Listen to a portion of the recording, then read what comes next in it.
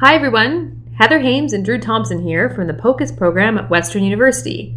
We've prepared a brief screencast on something we hope you will find quite useful, and that is point-of-care ultrasound to assist with fracture reductions in the ED. In this case, we'll be talking about distal radius fracture specifically, although the techniques for fracture identification are the same for other bony examinations. Few things are more frustrating than attempting a reduction of a Colles fracture in the emergency department and sending the patient over for their post-reduction x-rays, only to find out that the reduction is still not adequate and now you have to go back, find the cast saw, go to the patient and explain that you have to take the cast off and basically start all over again. This may involve more analgesia, a repeat block, or even a repeat sedation. Not the best part of your day, but something most of us have had to do at some point. In this screencast, we hope to show you that point-of-care ultrasound is quick, easy, and can help take that frustration away. Because the bony structures of the wrist are very superficial, we will be using the high-frequency linear array transducer, the same probe used in vascular and soft tissue assessments. Bone is highly reflective to ultrasound waves, or in ultrasound lingo, has a high attenuation coefficient, meaning most of the ultrasound energy is reflected back to the transducer, creating a bright, echogenic line on screen when the transducer is perpendicular to a bony surface. The fact that bone reflects most of the ultrasound energy and does not allow it to pass through is the same principle you've seen before. It is the reason we see a dark acoustic shadow behind bony structures. We use it to our advantage as a landmark denoting the spine in our point-of-care assessment of the aorta. Now we are going to use the same principle to identify the bone itself and look for disruptions in the cortex, like we will see with a displaced fracture. In this technique, we will be using the long axis scanning technique, meaning your probe marker will be pointing towards the patient's head. This will mean that the transducer will be perpendicular to the fracture line, where it is easiest to see. As mentioned, in the wrist, because the bones are relatively superficial, the high-frequency linear array transducer should be used. Remember, the transducer needs to be placed directly over the bone you are looking at. In the wrist, this is usually the radius. If you slip to the side or off the bone, you will not see the structures you are looking for. Let's take a look at a scan of a distal radius fracture and the corresponding x-ray. So this is what intact bone looks like. Here we see the bright, echogenic line of the cortex and a bunch of reverberation artifact in the far field. None of that represents real anatomy, but that's okay. We're focusing on the continuity of the echogenic cortex of the bone. You can see that the line is smooth and there are no disruptions. This is normal.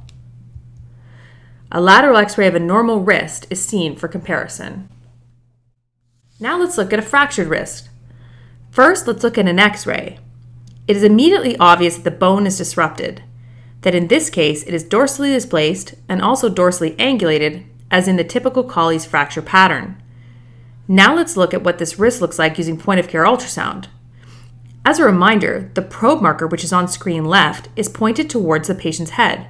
Therefore, the structures on screen left are more proximal, and the structures on screen right are more distal.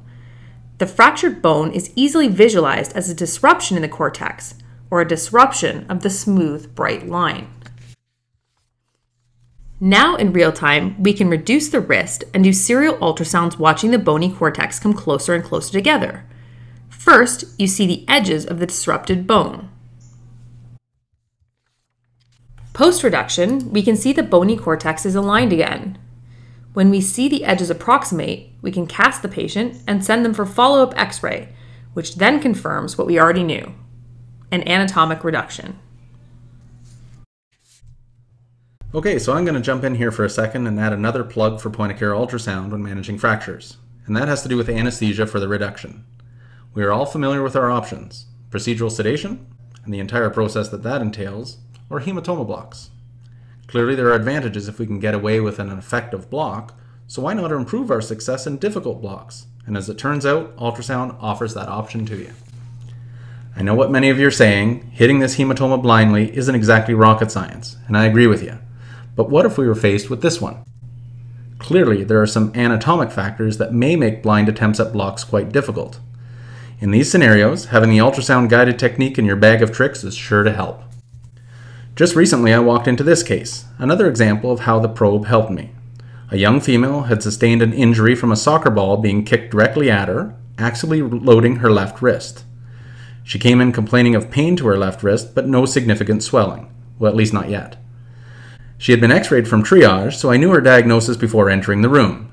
In the past, I had always prepared myself and the patient for the conversation regarding sedation, as I knew from my experience that a traditional blind hematoma block in this situation may be only partly successful owing to the small hematoma that may be present. I really did feel that she deserved an attempt at improving the alignment of her fracture, so she would require good anesthesia to haul on her young bones. So, enter point-of-care ultrasound. So here's the clip of the dorsal scan of her distal radius.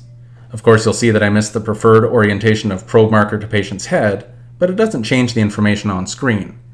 There is a clear cortical disruption, and if we pause at one spot, we can see some hematoma. Here we can see an in-plane view of a needle being guided to the site of the hematoma. So my needle is aligned with the long plane of the probe. I used 10 cc's of 2% xylocaine, and within 2 minutes it had worked perfectly. She was then placed in the finger traps for 10 minutes, and my reduction was undertaken. On repeat assessment, the fracture fragments appeared lined up, so I proceeded to cast her and get the confirmatory x-rays. We can see from the side-to-side comparisons of pre- and post films there has been a successful reduction. In this case, point-of-care ultrasound helped with both a satisfying hematoma block as well as confirmation of an adequate reduction before plaster was applied. I find this super useful in my practice, and admittedly, I use it for almost all distal radius fractures now. Even if the hematoma may be easy, it gives me a good chance to practice localizing my needle tip for those times that it will clearly help me. So let's recap. We're going to start with a linear array transducer and a longitudinal orientation. Next, we're going to look for the bright white echogenic line that is bone and for the disruption in that smooth line that indicates a fracture. You're going to reduce the fracture as you ordinarily would and use the ultrasound to confirm the proximal and distal bone is in alignment. Then you cast the patient and send them for their post-reduction x-rays to confirm your excellent reduction. So that's it. We hope this screencast has been helpful as an introduction to POCUS use and fracture reduction. And we hope you get a chance to try it out on your next shift. For more screencasts, have a look at westernsono.ca.